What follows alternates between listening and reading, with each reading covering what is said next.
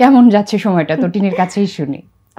সময়টা ভালো যাচ্ছে। আর আমি যেটা সবসময় বলি যে আমি আসলে আমার লাকটা খুব ভালো এই ইন্ডাস্ট্রিতে। খুব কম সময় আসলে বিশেষ করে এটা হচ্ছে একদম প্রমাণ যে ব্যাক টু ব্যাক ২ বছর হচ্ছে যে প্রথম আলোর মতন একটা প্রেস্টিজিয়াস অ্যাওয়ার্ড পাওয়া।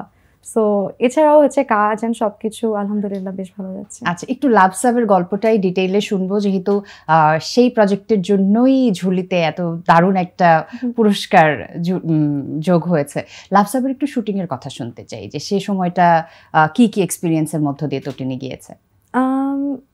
শুটিংয়ে যতটুকু এক্সপিরিয়েন্স, আসলে এটা প্রবীর রয় চৌধুরী দাদার সাথে আমার প্রথম কাজ ছিল। খুবই অ্যারেঞ্জমেন্টাল কাজ, খুবই কালারফুল।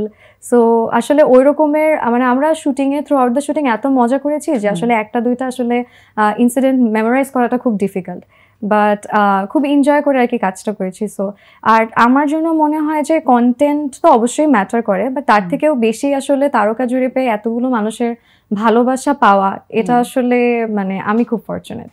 ওকে, আচ্ছা, পরপর দুটো আসর নিয়ে কথা হলো মেরিল প্রথম আলোর।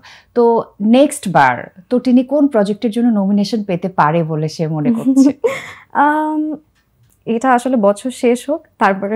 এখন পর্যন্ত যে কয়টি নাটকে কাজ করা হয়েছে এখন কি মনে হচ্ছে, তটিনীর কি মনে হচ্ছে? বেশ কিছু ভালো কাজ, যেমন আমার এবছরে খুব পছন্দের একটা কাজ হচ্ছে তোমাদের গল্প। মোস্তফা কামাল রাজ ভাইয়া ডিরেকশনে ছিল, এই কাজটা আমার খুব পছন্দ।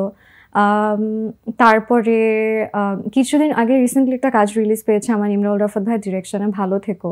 সো আরও অনেক কাজ আছে, আসলে সব কিছুর নাম এখন আমার এই মুহূর্তে মনে পড়ছে না, বাট বেশ কিছু কাজ আছে যেটা আসলে দর্শক প্রিয়তা পেয়েছে অনেক। আর আশা করি নেক্সট ইয়ারও হচ্ছে যে কাজগুলো মনোনয়ন পাবে।